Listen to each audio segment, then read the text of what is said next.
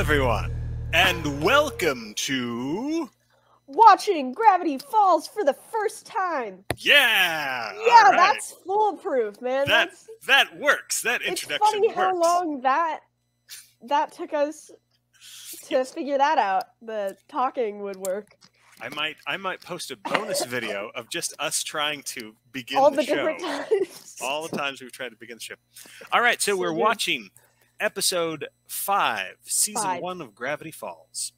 And it's called The Inconveniencing. Yes. And why do you think it's called The Inconveniencing?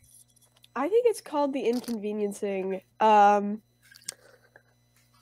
think mostly just because everyone's a little bit inconvenienced, and it's a lot like The Conjuring.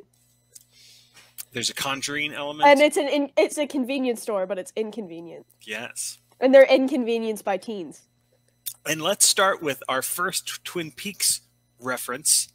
There's a moment where they're above a convenience store. Yes, there is a moment when they're above a convenience store. And there's a moment when they're on the ceiling of a convenience store. Yes, they're actually above it. Crazy. Potential Twin Peaks reference there. And also, this is before, I think, Stranger Things comes out. Yeah. And when the convenience store turns upside down, basically, it reminds me a lot of some of the transitions that happen in Stranger Things with the upside down world. Okay, currently, I like this episode a lot. I think that the guy with the eyes and the brain and the nervous system, I feel like he's not a part of the convenience store. I feel like he was just trying to get ice. So the first... I feel like he was just trying to acquire ice, and Dipper kind of got in his way. Yeah, Is this the first supernatural thing that we see in this episode when he opens up the ice machine? No, it's not, because the sign turns around and it says we're closed. Oh, yeah. Yeah. That's right. I would also like to point out that everything that the ghosts do have a green aura around them, and that guy did not have a green aura around him. He had a blue aura. Thank you very much. He's not a part of this. He's just trying to acquire ice. So there was a weird floating brain creature with... Yeah, very much something that I would draw in my free time. Yes, that was very much like some of your old school drawings. So your argument is, your claim is that is neither one of the Ma or the Pa ghosts. Yeah, that's neither of them. Because here's the thing. He is just trying to acquire ice. Why do you think he wants ice? Have you ever had nerve pain? You treat nerve pain with ice. And so since he's just all nerves... He's just all nerves. All nerves all the time. That's in like a lot of pain? Yeah. Do you think that Dipper... I'm on board with this, by the way. This makes sense, and I'm going to be very disappointed if we don't see that brain thing again. Yeah, I'm going to be sad. I think that we will, because I think that he's represented in that ice bag that's torn on the front of the triangle thing. I think that's him. I think he's the ice. Let's look. We made a couple cool discoveries related to our little image. Here it is again. And last episode, we were talking about how the heart with the little scratch marks hadn't appeared yet that we had seen, and the ice bag had not appeared. Yes. Those are on our... Now they've both appeared. Now we are only missing the glasses. We're just missing those glasses. And they kind of look like Grunkle Stand's glasses, so I don't know what to say about that. Okay, what was the date? Did you happen to write down the date that was on that newspaper? The date on the newspaper was May 2nd, 1995. To the internet! To the internet. There's a missile that exploded, killing 6 people. It did seem like showing us May 2nd, 1995, it seemed like that was kind of important. On the one hand, it could have been the filmmakers just wanted to let us know this grocery store hasn't been open for a long time. Ma and Pa basically died of duo heart attacks. Yes. Because of the dawn of rap music. Now, rap music begins well before 1995, but I'm just typing in, Googling rap music, May 2nd, 1995. Let's see, on Tuesday, May 2nd, 1995, This Is How We Do It was the #1 song. that's kind of wrap. All right, so I don't know if there's any. We'll be on the lookout for May 2nd, 1995, and see if that comes up again. Speaking of dead ends, I didn't see anything that warranted looking to the Bible for this episode. Did you? No, sadly. Well, I mean, ghosts. She also rides something that could definitely be described as an angel. Mabel. That dolphin with all the heads, it had immeasurable amount of eyes, which is usually the distinction of an angel. So you think Mabel was riding a biblical angel? I do think Mabel was riding a biblical angel. I'm not going to lie to you. I think Mabel was riding a biblical angel. They talk about a fish. Do you know the book of, the last one, the scary one, my favorite one? Book of Revelations. The Book of Revelations. They talk about a lion, a fish, a lamb, and a other angel. And what is Dipper dressed up as? A lamb. That's very biblical. That's very biblical. I would say that is very biblical. Okay, so check out. So this still passes the Bible. It still passes the Bible biblical test. I would say that dolphin is very biblical. With all the arms, dude, they talk about in the Bible. They're like a fish with many arms. They're all over those things. Also, did you know that porpoises were considered? There was one porpoise that became a priest. One porpoise that became a priest? Really? Yes. Are you making stuff up? No, I'm telling you right now. So in the dark times, back in the 1970s.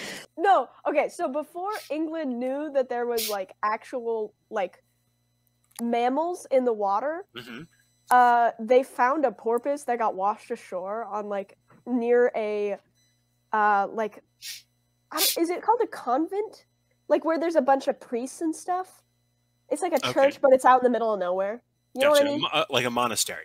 Yeah, a monastery. Okay. So on a monastery on the shores of England, basically found this porpoise, and then he became a priest. They made the porpoise a priest, and they kept him comfortably in someone else's room, and they gave him a proper burial. Like that's how they found out. That's how we found out about it. It's a porpoise priest that they buried properly because they thought he was awesome, and they were like, "Yeah, he's our priest now. He's one of us." And he had a human roommate. Like the dude lived a priest life after being washed ashore. So they keep him in a big tub? Yeah. Did they think that it's like, oh, he was human and he's transformed a bit? No, I don't even know what they like. We don't know what they thought, but we just know that they buried him. But we know that he buried him properly as a priest. Wow.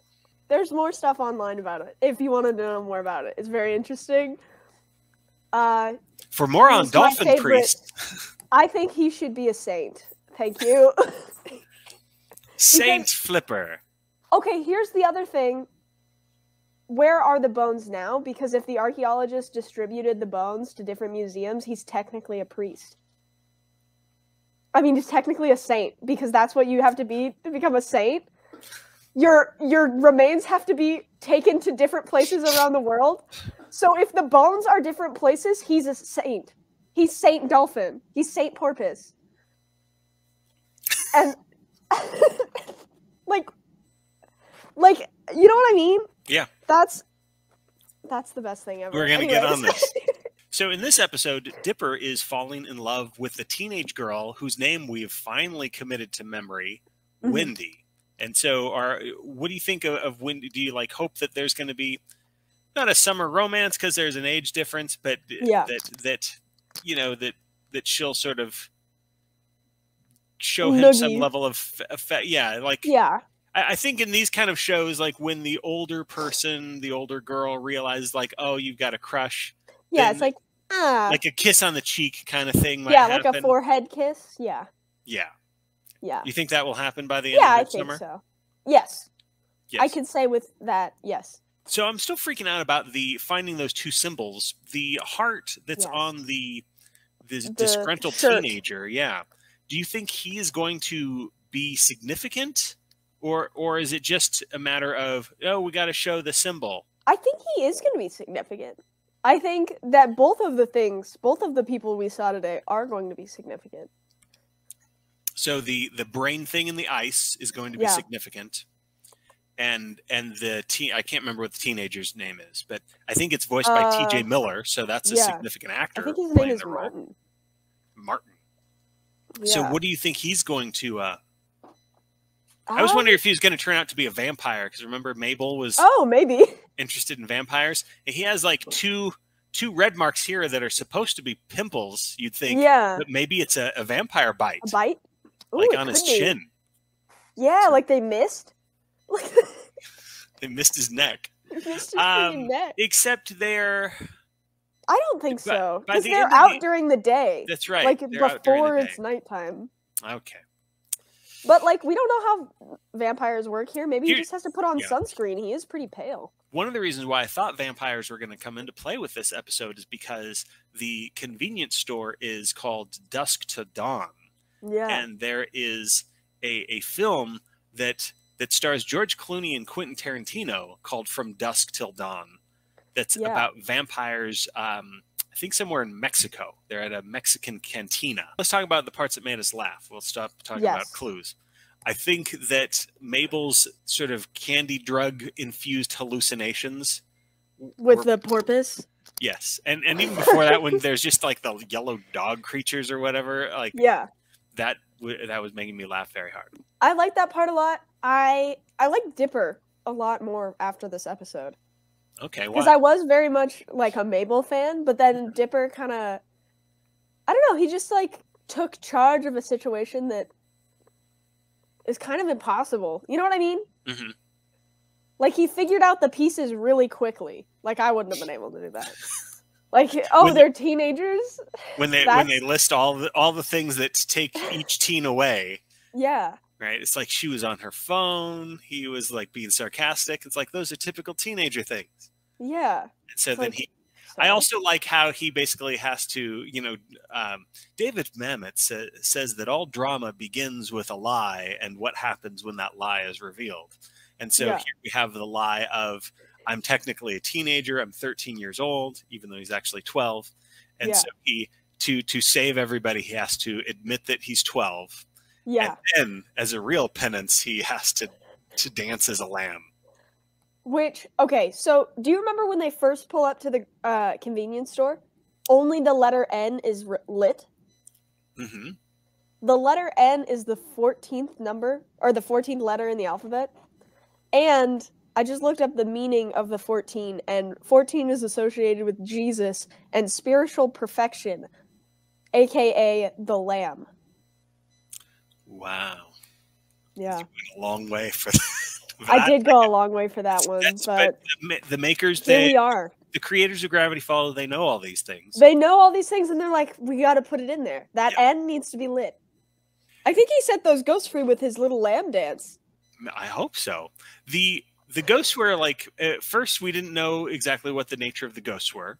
Yeah. Then the ghosts appear, and as the Ma and Pa ghosts, they're quite charming once they reveal their form. And then Pa Ghost reveals himself in a very hellish form. Yeah. He's like, yes, scary. More. Very scary.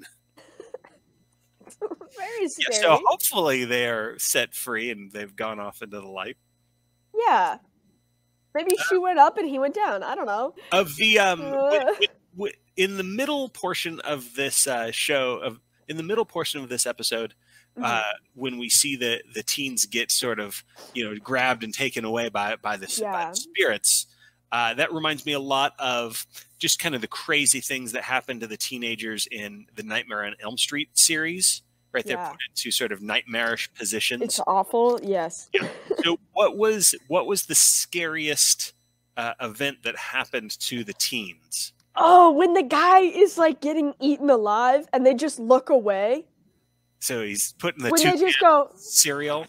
You just hear him like, and they all look like they've seen something. Like he got eaten.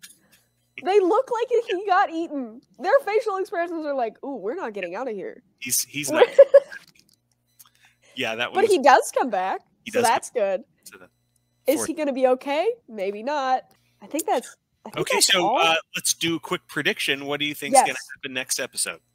Next episode, I think there are going to be Bigfoots.